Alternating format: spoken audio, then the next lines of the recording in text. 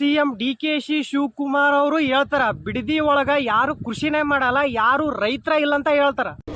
ಯಾರು ಕೃಷಿ ಮಾಡ್ತಾ ಇಲ್ಲ, ಅಲ್ಲಿರೋ ರೈತರು ಯಾರು ಇಲ್ಲ. ಇನ್ನೊಂದ್ ಕಡೆಗೆ ಏನ್ ಹೇಳ್ತಾರಪ್ಪ ಅಂತಂದ್ರ, ರೈತರು ಎರಡೇಟ್ ಹೊಡಿಬಹುದು, ಕಲ್ಲು ಎಸಿಬಹುದು, ಧಿಕ್ಕಾರ ಆಗ್ಬಹುದು, ಇದಕ್ಕೆಲ್ಲ ಎದುರ್ಕೊಳಕ್ ಆಗುತ್ತ ಅಂತಂದು ಹೇಳ್ತಾರ.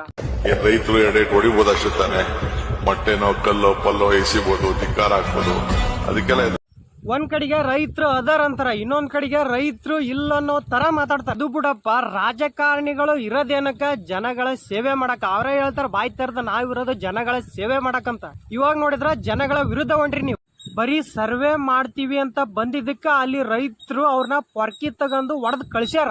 ಇದಕ್ಕೂ ಮೀರಿ ನೀವಲ್ಲಿ ಏನ್ ಮಾಡ್ಬೇಕು ಅಂತ ಹೊಂಟಿರಲ್ಲ, ಅಂದ್ ಮಾಡ್ತೀವಪ್ಪ ಅಂತಂದ್ರ ಬಿಡದಿ ರೈತರು ಯಾವ ಲೆವೆಲ್ಗೆ ಇಳಿಯಕ್ ಬೇಕಾರ ತಯಾರಾಗ್ಬಿಟ್ಟಾರ ಅವ್ರು.